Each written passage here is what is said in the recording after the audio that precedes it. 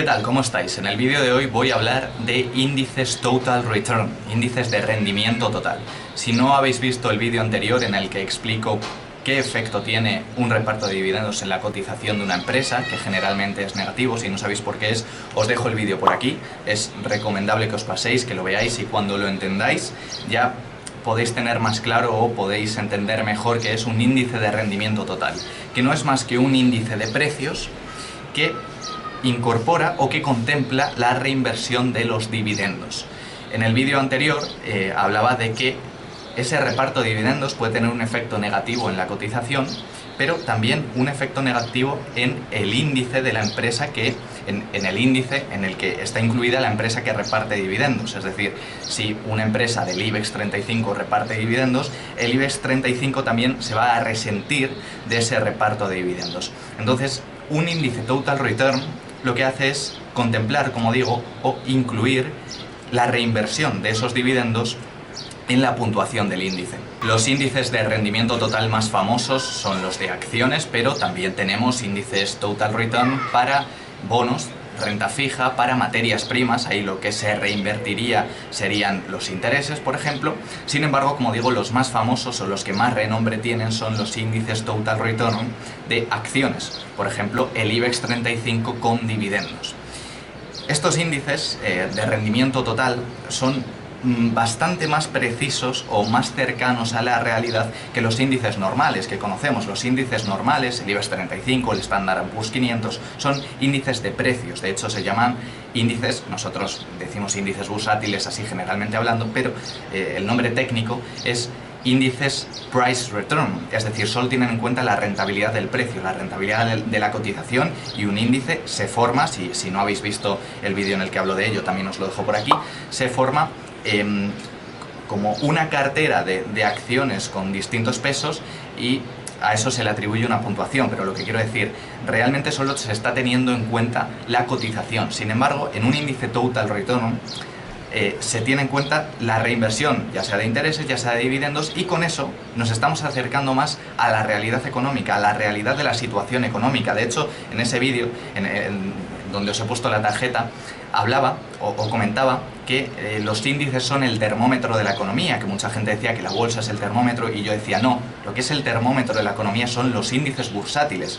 Ahora bien, si queremos ser exactos, el termómetro de la economía real, el que más se acerca son los índices Total Return, porque tienen en cuenta la rentabilidad total de un producto o la rentabilidad total de los productos que están incluidos en esos índices y no solo su cotización. Quizás os preguntáis si estos índices son especiales, si incluyen empresas que no incluyen los índices normales. Generalmente no, generalmente un índice tiene su versión con dividendos, se suele llamar, o su versión de rendimiento total del mismo índice de precios. Es decir, en España tenemos el IBEX 35, pero también no sé si en la web de la CNMV, de la Bolsa de Madrid, podéis consultar un IBEX 35 con dividendos, que sería ese IBEX 35 Total Return del IBEX 35 normal. Y de hecho, si los comparáis, vais a ver que la diferencia, pondré probablemente una foto por aquí, la diferencia entre ellos no es proporcional. No es que como el IBEX con dividendos incluye esos dividendos, se ve que está más por encima y es proporcional, sino que vais a ver que es más que proporcional. De hecho, es una función exponencial, y ese es probablemente la importancia del interés compuesto. Como reinversión tras reinversión de la rentabilidad, el índice Total Return va cogiendo una tendencia alcista con mucho más carácter, mucho más aguda, mucho más importante que el IBEX normal. Y de hecho, si vemos un periodo post-crisis, lo que sería una recuperación, al IBEX normal le cuesta mucho superar los máximos anteriores. De hecho, hay veces que ni lo supera. Sin embargo, al IBEX con dividendos le cuesta menos, es decir, los supera esos máximos, y de hecho está, como digo, en una tendencia alcista bastante clara.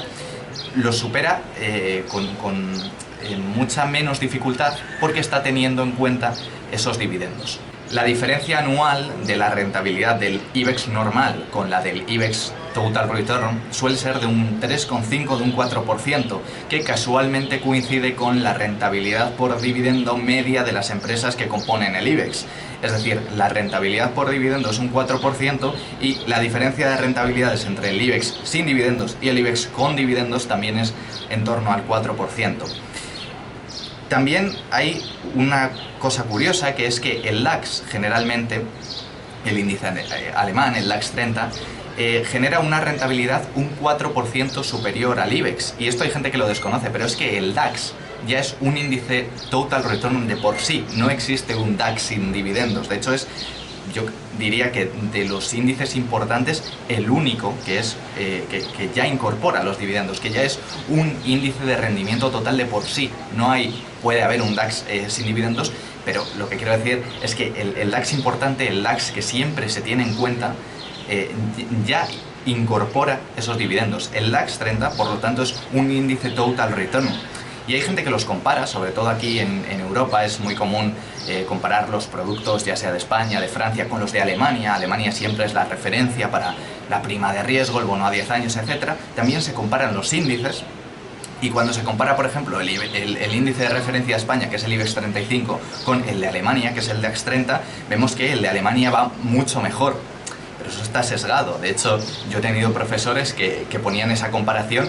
No es solo que España pueda ir peor, que de hecho España va peor, sino que también no es justo hacer esa comparación, porque el DAX está incluyendo una rentabilidad adicional en esos productos, está incluyendo la rentabilidad pasiva, por así decirlo, de los dividendos. Entonces, no está bien comparar índices como el CAC 40 o como el IBEX 35 con el DAX 30, es decir, el DAX 30 no es el homólogo del IBEX 35 exactamente, sino que sería el homólogo del IBEX 35 con dividendos. Si queremos hacer comparaciones de índices España-Alemania, tendríamos que comparar el IBEX 35 con dividendos con el DAX 30 normal. Por otro lado, comentar que es muy habitual que los fondos de inversión comenten que han conseguido rentabilidades de un 4 o de un 5% superiores a sus índices de referencia. Sin embargo, volvemos a lo mismo, hay que tener cuidado, porque esos fondos de inversión muy probablemente, muy seguramente estén reinvirtiendo esas rentabilidades pasivas de las que os he hablado. Entonces hay que comparar la rentabilidad del fondo de inversión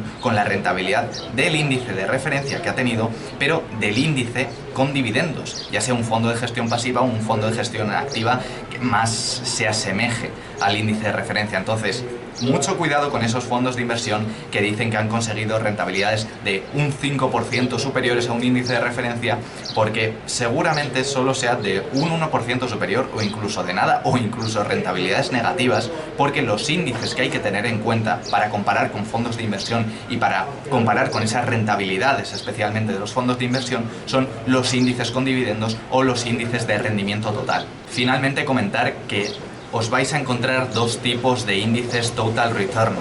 El primero es el índice que se llama Gross Total Return, es decir, rendimiento total bruto. En este incluiríamos ese reparto de dividendos o de intereses, pero sin entrar en el tratamiento fiscal. Es de lo que hemos estado hablando y es el índice más común. No se entra en tanto detalle, no se tienen en cuenta pormenores fiscales. Sin embargo, existe otro que es el Net Total Return, es decir, el rendimiento total neto, en el que ya tendríamos en cuenta el efecto fiscal. Si queréis que haga otro vídeo comentando cuáles son las diferencias, porque esto también es interesante de medir, lógicamente el impacto fiscal a veces es bastante importante, lo haré. Solo que sepáis que hay dos tipos de índices Total Return, el primero que es con el rendimiento bruto, el rendimiento sin tratamiento fiscal, y el segundo un rendimiento neto que sí tendría en cuenta ese efecto fiscal. No obstante, como digo, los que os vais a encontrar sobre todo van a ser los de rendimiento total bruto. Y hasta aquí el vídeo, espero que os haya gustado. Cualquier duda o sugerencia me la dejáis en los comentarios y nos vemos en el próximo.